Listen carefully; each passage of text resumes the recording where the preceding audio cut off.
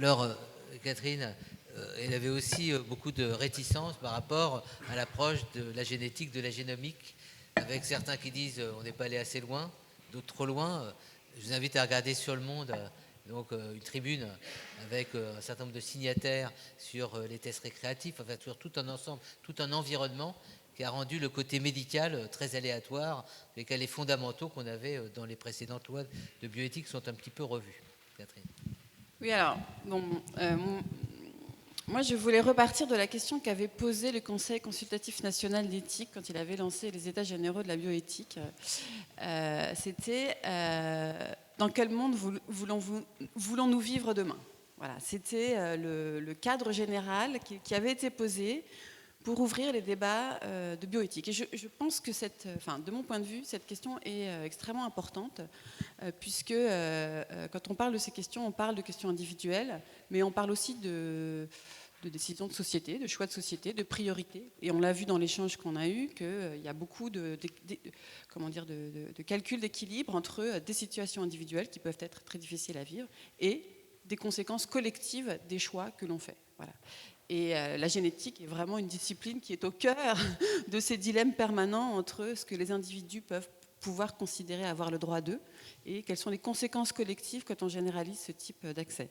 Alors, en fait, j'avais envie de parler de génétique, mais pas que de génétique, parce que voilà. Donc, je me suis dit finalement, en regardant cette loi, quel est ce monde qui est porté par cette loi? Bon, c'est un exercice un petit peu, artificiel, mais après tout, pourquoi pas?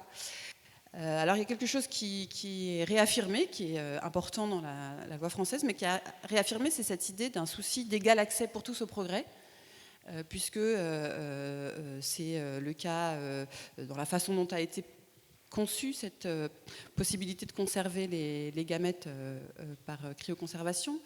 Il y a, et on en a déjà bien parlé, cet égal accès aux méthodes de procréation médicalement assistée pour les couples de femmes et pour les femmes seules. Donc là, on corrige une rupture d'égalité en autorisant cet accès. Donc ce souci d'égalité d'accès au progrès me paraît extrêmement important. Je tiens tout de même à souligner qu'il faut être extrêmement vigilant à la distinction entre les grands principes et les applications. Dans la génétique, il y a un domaine, notamment celui de l'oncologie, dans lequel la France est en avance sur l'accès aux tests génétiques pour caractériser les tumeurs, avec un égal accès sur tout le territoire à tous les patients qui peuvent avoir besoin d'une analyse génétique de leur tumeur dans le cadre du soin. Les Américains nous envient le système qui a été mis en place par l'Institut du cancer. Mais les enquêtes qui ont été réalisées par les sociologues qui se sont intéressés à cette façon dont cette médecine personnalisée, est-ce qu'il y avait vraiment une égalité d'accès à tous ces traitements, montrent que ces technologies sont souvent associées avec, au contraire, une croissance des inégalités d'accès. Non pas que les politiques soient pensées pour être inégales, mais que la réalité de l'accès à ces technologies est beaucoup plus inégalitaire que les intentions qui les ont mises en place. Et de mon point de vue, cette question de développement, d'orientation vers ces progrès technologiques est très souvent associée avec, de facto, une augmentation des inégalités dans l'accès aux soins de santé. C'est un monde, on l'a dit, où l'accès aux origines biologiques est facilité par la loi. Et c'est important puisque tu parlais à l'instant des tests génétiques en accès libre. Un des arguments pour libéraliser l'accès des tests génétiques en accès libre sur Internet a été porté par les personnes qui souhaitent pouvoir, par ce biais-là, obtenir des informations sur leurs origines biologiques.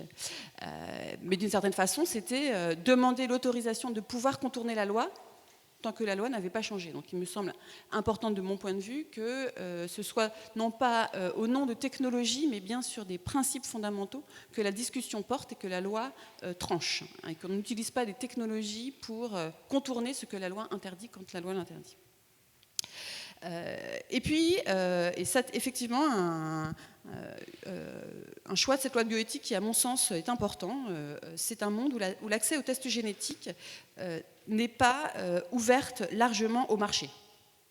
Puisqu'en France, les tests génétiques sont extrêmement réglementés, jusqu'à présent c'était le cas, et ne peuvent prescrire des tests génétiques que des professionnels qualifiés pour le faire, en l'occurrence des médecins, avec des conseils qui peuvent être donnés par des conseillers en génétique.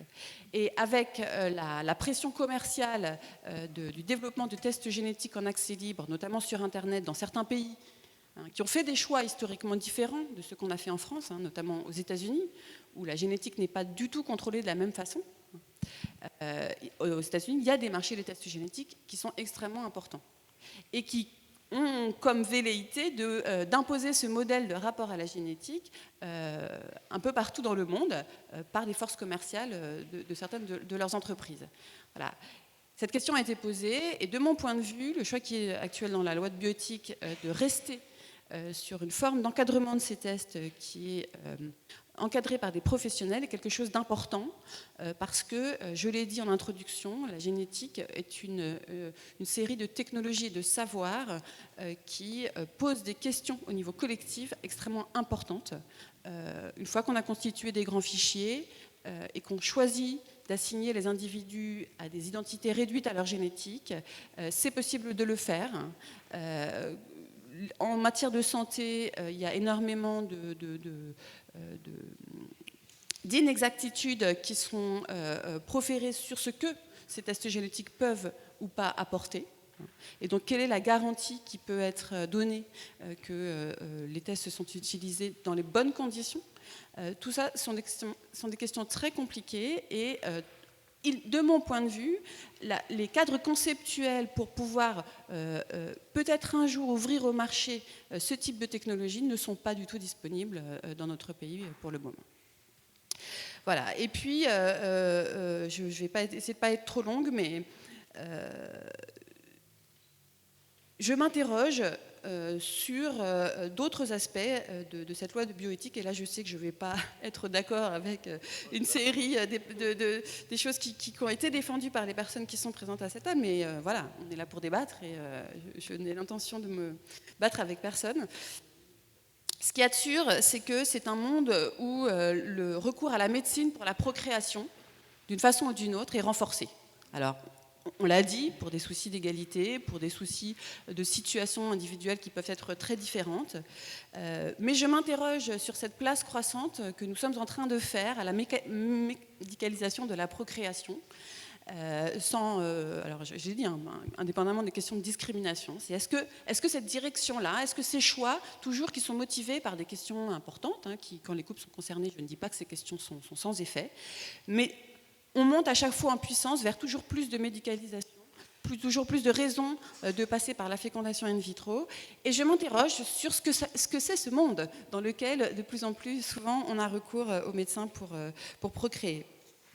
Je m'interroge enfin sur l'ouverture qui a été faite. Alors on n'en a pas encore parlé, mais je sais que Hervé Schneeweiss pourra certainement rebondir et peut-être opposer une autre vision que la mienne, mais où on a clarifié la possibilité, dans le cadre de la recherche, de modifier génétiquement des embryons. Je laisserai les experts expliquer pourquoi dans cette loi-là, il a fallu revenir sur une disposition de loi précédente, mais de fait, la loi ne revient pas sur l'interdiction d'implanter chez des femmes des embryons qui ont été génétiquement modifiés. On a signé la Convention d'Oviedo, la France a ratifié la Convention d'Oviedo.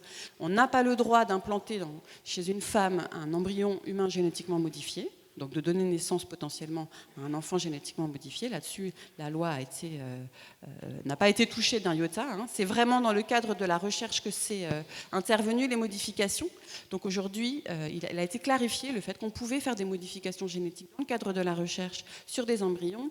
Et de mon point de vue, je m'interroge aussi sur l'intérêt que peut avoir notre société d'investir dans ce type de recherche dès lors qu'on considère qu'il n'est pas concevable de donner naissance à des enfants génétiquement modifiés.